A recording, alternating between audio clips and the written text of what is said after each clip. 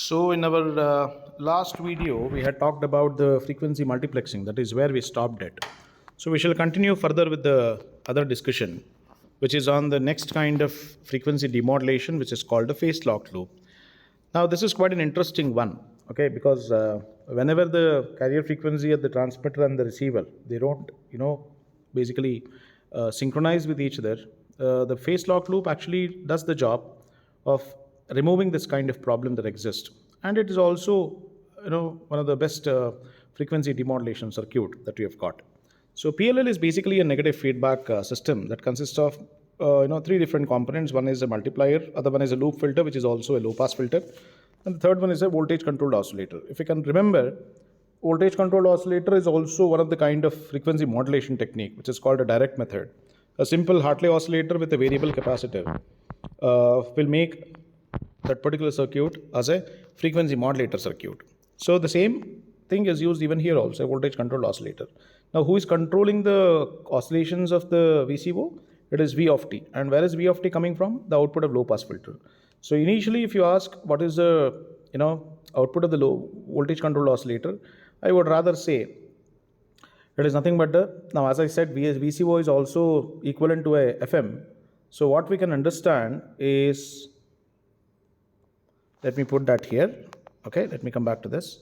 Now this VCO output, if I call it as R of t, it is nothing but some amplitude value, let's call it as A. It will be cos of, within the bracket what you write will be the equation of FM, because VCO is nothing but a frequency modulator. And the angle part of this, or the phase part of this, is written as integral 0 till t V of t dt. Why? Because it is this V of t which is going to change the frequency of this VCO. Okay. Now where is this V of t coming from? Let's try to analyze it. So we'll start from the beginning here. So E of t is what you are applying here, which is the modulated wave, which is FM modulated wave. The other input is R of t, and the equation I've already written that here. So when those two basically gets multiplied, when E of t gets multiplied with R of t, let's call it as some E dash of t, because I've got E of t already written there. So E dash of t and R of t gets multiplied, and you get it as E of t, which is E dash of t getting multiplied with R of t. Okay. Now that becomes the input. Now when you try to simplify this equation, what you get is a low frequency component which contains the M of t part. And what is this E dash of t containing within it? E dash of t contains within it EC cos of, within the bracket, a term which has 2 pi fct. It also contains Em of t within it. Okay, this is integral 0 till t Em of t with a beta factor here. Okay, so this is what you basically get. Now only this beta times of Em of t will come into picture. Beta times of Em of t comes into picture here.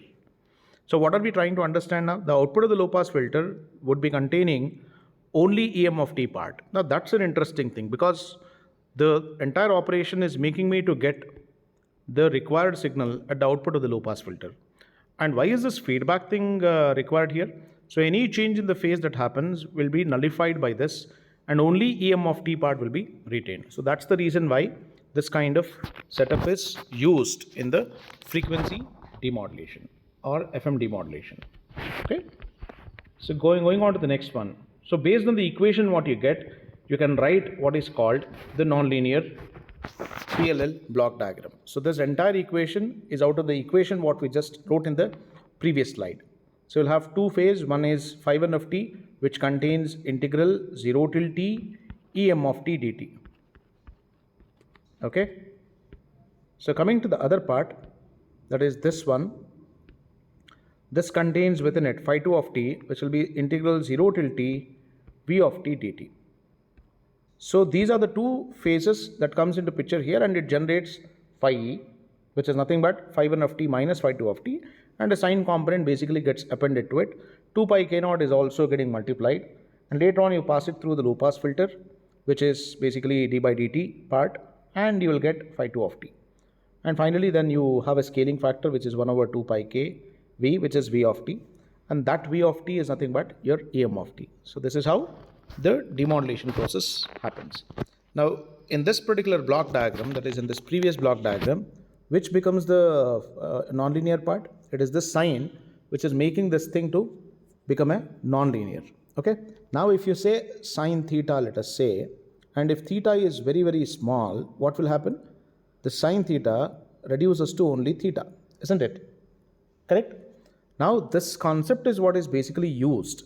Okay, this concept is what is basically used in the entire process. Now, if you try to see this, let me write it here. Now, you can see theta part gets eliminated because I wrote it as only theta. Theta in this case is nothing but phi e. Phi e of t is nothing but equal to theta of t. Okay, just bear this in your mind. So this is what is happening there. Now, the rest of the things is all same. If you try to observe this block with this, you do not see any other change except for the sign. Here it is there it is, not available. Okay, so this is how the demodulation process happens. Just hold on for a second.